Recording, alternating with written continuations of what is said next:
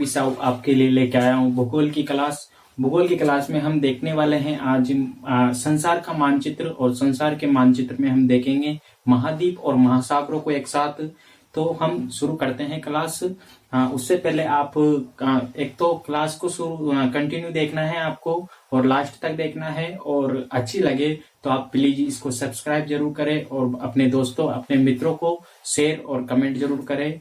इसके बाद हम क्लास स्टार्ट करते हैं। तो हम मानचित्र, संसार के मानचित्र में देखेंगे महाद्वीप और महासागरों को एक साथ। तो हम इसमें यह भी देखने वाले अपना भारत कहाँ पर पड़ता है, कहाँ है अपना भारत। तो हम क्लास स्टार्ट करते हैं। मैं आपके सामने बनाऊंगा संसार का मानचित्र। तो यहाँ हम, यह है अपना, ये अपना प्यारा सा भारत, ये अपना क्या है, यहाँ पर भारत लिख देते हैं अपन सबसे पहले, भारत।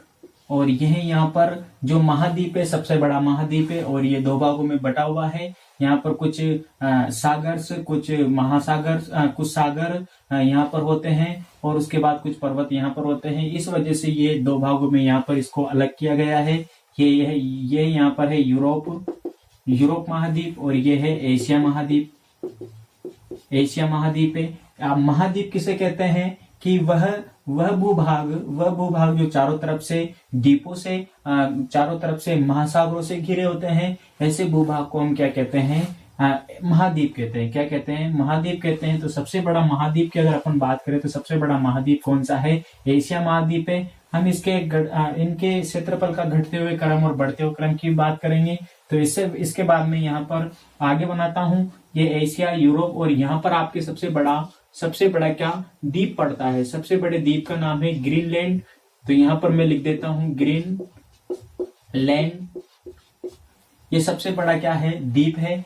उसके बाद यहाँ पर पड़ता है आपका इसी जगह पर उत्तरी अमेरिका। कौन सा, उत्तरी अमेरिका। क्या है ये, उत्तरी अमेरिका। उत्तरी अमेरिका ये उत्तर में है, इस वजह से इसको उत्तरी अमेरिका बोलेंगे। और इसी के नीचे आपका पड़ता है दक्षिणी अमेरिका। कौन सा अमेरिका, दक्षिणी अमेरिका। दक्षिणी अमेरिका, उत्तरी अमेरिका, दक्षिणी अमेरिका के उत्तरी अमेरिका और यूरोप के मध्य पे एक चैनल पड़ता है जिसको अपन इंग्लिश चैनल बोलते हैं। जिसको क्या बोलते हैं, इंग्लिश चैनल बोलते हैं। इंग्लिश चैनल को यहाँ पर इन दोनों के मध्य पड़ता है, और यहीं पर पड़ता है आपके इंग्लैंड पड़ता है। उसके बाद अपन बात करते हैं उत्तरी अमेरिका के बाद यहाँ पर इधर साइड में पड़ता है आपके अफ्रीका। कौन सा, अफ्रीका। ये है अफ्रीका। उसके बाद अगर अपन बात करें तो सबसे छोटा यहाँ पर महाद्वीप आता है आपके, सबसे छोटा महाद्वीप ऑस्ट्रेलिया। कौन सा, ऑस्ट्रेलिया। तो ये है आपका ऑस्ट्रेलिया, ये है अफ्रीका। अब यहाँ पर हम काल्पनिक रेखाओं की बात कर लेते हैं। तो सबसे पहले बात करें अपन कर्क रेखा की, कर्क रेखा। और कर्क रेखा के बाद यहाँ पर है भूमध्य रेखा। भूमध्य रेखा को यहाँ पर भूमध्य रेखा को विषुवत रेखा भी बोला जाता है, इक्वेटर लाइन भी बोला जाता है। भूमध्य रेखा को यहाँ पर विषुवत रेखा भी बोला जाता है, इक्वेटर लाइन भी बोला जाता है। क्यों बोला जाता है, क्योंकि भूमध्य रेखा यहाँ पर पूरे संसार को दो भागों में अलग अलग बांटती है। तो सबसे मध्य में खींची गई रेखा आपके भूमध्य रेखा कहलाती है, और भूमध्य की रेखा के उत्तरी ओर जो रेखा है वो कर्क रेखा कहलाती है। और भूमध्य के नीचे दक्षिण की ओर खींची गई काल्पनिक रेखा को, मुख्य काल्पनिक रेखा को यहाँ पर मकर रेखा बोला जाता है। तो यहाँ पर अगली रेखा आती है मकर रेखा। कौन सी रेखा, मकर रेखा। तो यहाँ पर अपन खींच के देख लेते हैं कि कर्क रेखा कौन से महाद्वीपों से होकर गुजरती है। ये कहने का मतलब है कर्क रेखा कौन से महाद्वीपों को काटती है। तो ये कर्क रेखा में सीधी खींचूंगा तो ये आपके कर्क रेखा जो होती है भारत के कुछ 8 राज्यों से होकर गुजरती है, और ये एशिया को, यूरोप को और उत्तरी अमेरिका को काटती है। कौन सी रेखा है ये, कर्क रेखा। कर्क रेखा यहाँ पर 23 से 1/2 पर क्या है, झुकी हुई होती है। ठीक है। उसके बाद यहाँ पर अगली रेखा आती है भूमध्य रेखा। तो भूमध्य रेखा आपके यहाँ पर अफ्रीका और दक्षिणी अमेरिका को काटती है। कौन सी रेखा? भूमध्य रेखा। भूमध्य रेखा, ठीक है। भूमि के मध्य में खींची गई काल्पनिक रेखा को भूमध्य रेखा कहते हैं। मकर रेखा, मकर रेखा ऑस्ट्रेलिया को, अफ्रीका को और दक्षिणी अमेरिका को काटती है।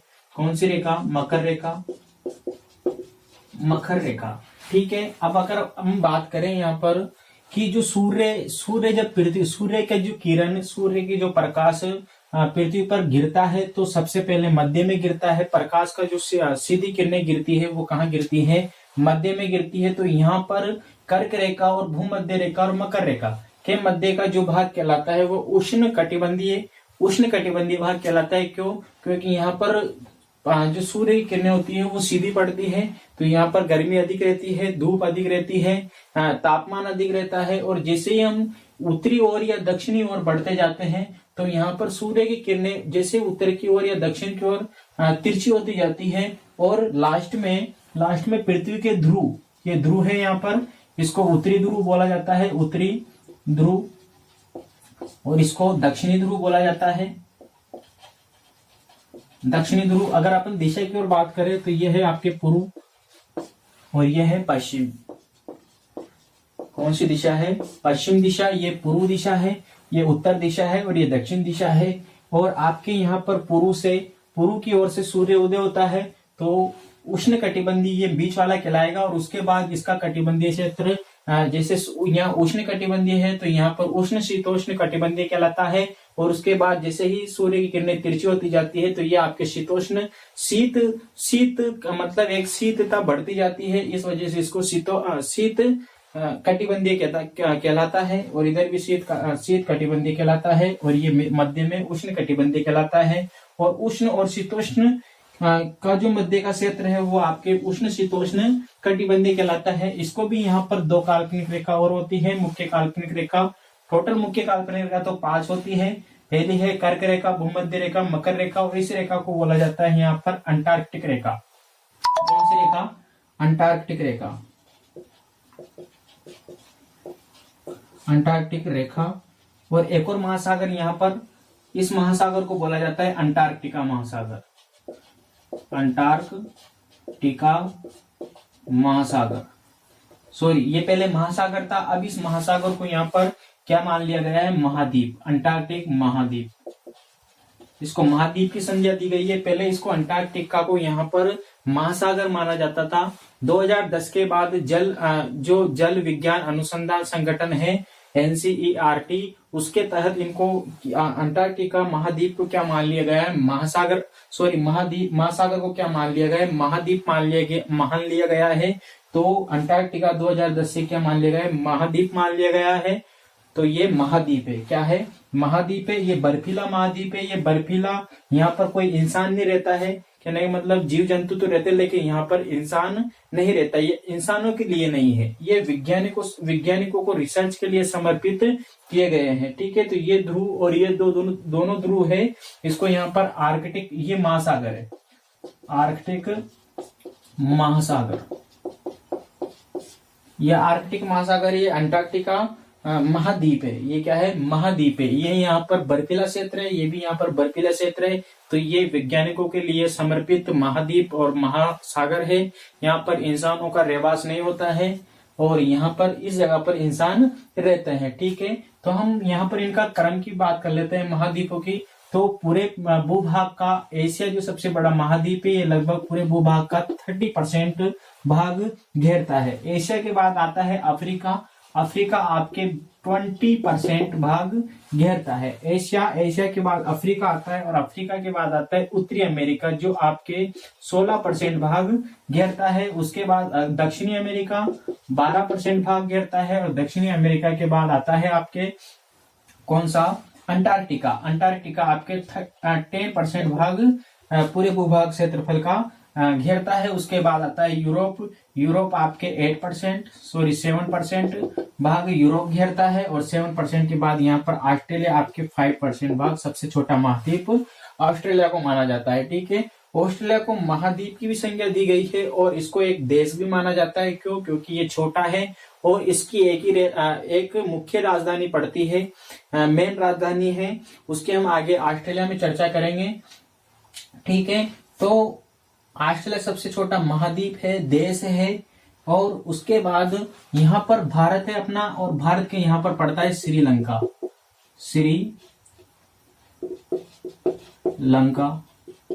श्रीलंका यहाँ एक छोटा सा द्वीप है, एक देश है। और यहाँ पर अगर अपन बात करें तो यहाँ द्वीप समूह है जिसको बोला जाता है इंडोनेशिया। तो यहाँ क्वेश्चन बनता है इंडोनेशिया का कि सबसे बड़ा द्वीप समूह क्या है, तो वो है इंडोनेशिया। क्या है? इंडोनेशिया। और सबसे बड़ा द्वीप क्या है, तो वो है ग्रीनलैंड। सबसे बड़ा द्वीप क्या है, तो वो है ग्रीनलैंड। और सबसे बड़ा द्वीप समूह क्या है, तो वह है इंडोनेशिया। और यह है भारत।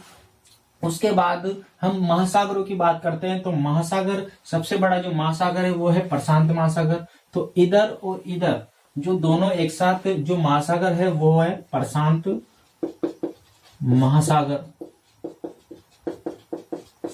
महासागर पहले नंबर पे। दूसरे बात यहाँ पर आता है प्रशांत महासागर के बाद अटलांटिक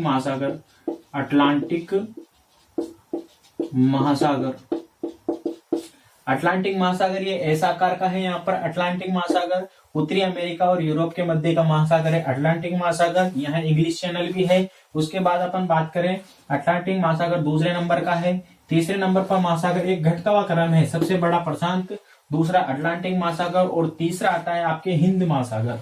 और हिंद महासागर भी कहाँ पड़ता है, इस जगह पर। तो यहाँ लिख सकते हैं अपन हिंद महासागर, ये तीसरे नंबर पे आता है हिंद महासागर। ऐसे 4 महासागर है आपके। कितने? 4 महासागर। हिंद महासागर के बाद आता है आपके यहाँ पर आर्कटिक महासागर, ये चौथा महासागर हो गया। तो पहला प्रशांत महासागर, दूसरा अटलांटिक महासागर, तीसरा हिंद महासागर और चौथा आर्कटिक महासागर। अब इनके हम क्षेत्रफल की बात कर लेते हैं। किसकी? क्षेत्रफल की बात कर लेते हैं कि कौन सा सबसे बड़ा महासागर है और कौन सा सबसे छोटा महासागर है। तो सबसे बड़ा महासागर जो आता है आपके, वो कौन सा आता है? प्रशांत महासागर। प्रशांत महासागर 16.2 करोड़ किलोमीटर स्क्वायर क्षेत्रफल आपके घेरता है। कौन? प्रशांत महासागर। उसके बाद बात करें अटलांटिक महासागर की, तो अटलांटिक महासागर यहाँ पर 8.2 करोड़ किलोमीटर स्क्वायर क्षेत्रफल घेरता है। अटलांटिक महासागर के बाद आता है तीसरे नंबर पे हिंद महासागर, ये आपके 7.3 करोड़ किलोमीटर स्क्वायर क्षेत्रफल घेरता है। हिंद महासागर के बाद आता है चौथा 1.4 करोड़ किलोमीटर स्क्वायर क्षेत्रफल कौन बनाता है? आर्कटिक महासागर। तो सबसे छोटा महासागर कौन सा है? आर्कटिक महासागर। सबसे बड़ा महासागर कौन सा है? प्रशांत महासागर। कितने परसेंट भाग घेरता है? तो 16.2 करोड़ किलोमीटर स्क्वायर, और सबसे छोटा 1.4 करोड़ किलोमीटर क्षेत्रफल यहाँ पर घेरता है।